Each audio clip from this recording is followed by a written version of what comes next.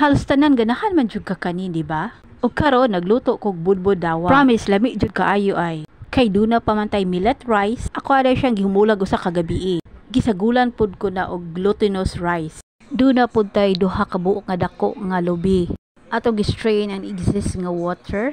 Pagahumulan jud tani kay usa jud ni sa sekreto sa pagluto sa budbud. Human ako napuga ang atong lubi, ako dahil siya gitimplahan og asin og asukal. Og nagbutang pud tag margarine. Kay usa pud na siya makapadugang sa lami. Gisunod dahil natbutang atong hinumulan nga millet rice kauban sa ato ang pilit. Ato alang ni siyang pagaukayon pag-ayo.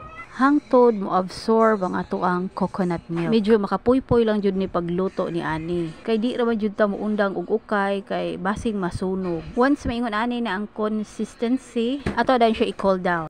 Og ako adan gianda mga ato ang banana leaves. Human ako nahaw, ato adan na siyang gilimpihan para makasugod na ta sa ato ang budbud.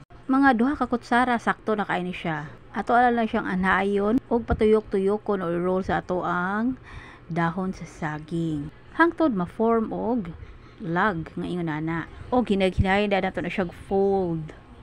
Ato na i-sealed sa sigakilid para po dili mga tagak or mahabo ang ato ang mixture. Ang ako ang budbud dawa, parihara po di siya ingredients sa ako ang budbud nga tapos. Og doon na po ko yung video di ana. Sa interested, tanawa lang ako mga video. Gamay ra jud kalahian ni ani nila. Pero ang timplada og iyang kalamion, managlahi po sila. Overall, basta budbud lami jud kaayo. Og bestseller po ni nako ang mga budbud. Magpainit daan tag tubig sa atong steamer. Ato na siyang giluto sa 45 minutes. Og ato apod siyang pag-checkon. Since kami ra may mukaon ni ani, wa lang ko nagamit og kahoy kay gamay ra man pod ni. Kung dinaghan gani og baligya, magkahoy jud ko. Based po sa akong obserbasyon, mas lami jud kung kahoy ang gamito ni ani. So that's it. Thank you for watching. Bye.